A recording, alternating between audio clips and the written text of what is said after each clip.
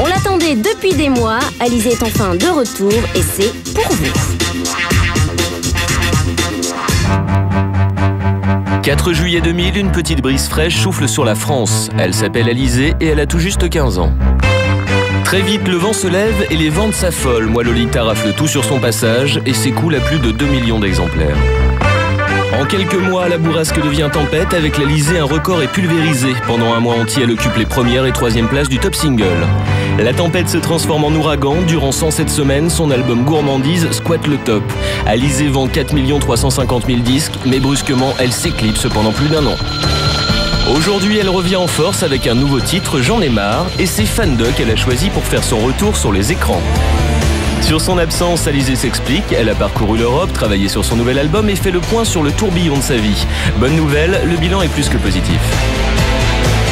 Je me suis enfermée dans ma chambre, j'ai tout regardé, les photos, les interviews. Et je trouve que j'ai fait quand même beaucoup de choses et sans faire tout et n'importe quoi.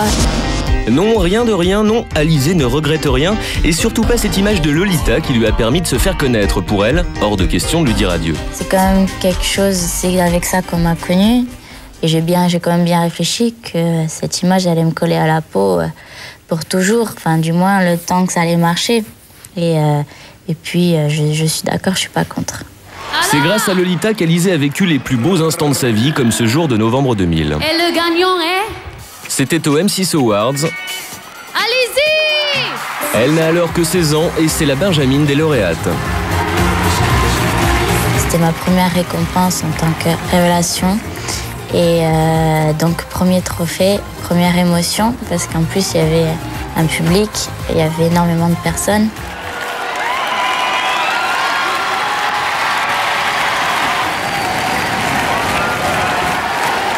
Merci beaucoup. Je savais pas quoi dire, je savais pas s'il fallait que je fasse longue, s'il fallait que je fasse court. Dans ces moments-là, on a le cerveau qui fonctionne pas très bien. Depuis qu'elle a été propulsée dans les hautes sphères du Star System, Alizée redescend régulièrement sur Terre en rentrant chez elle à Ajaccio. Difficile tout de même d'avoir une vie d'adolescente normale lorsqu'on travaille comme une grande. J'ai évolué dans un monde adulte par rapport aux jeunes de mon âge. Donc j'avais 15 ans et je venais travailler à Paris, un monde d'adulte. Et c'est sûr que quand je retourne à Ajaccio, j'avais l'impression qu'il y avait un petit décalage.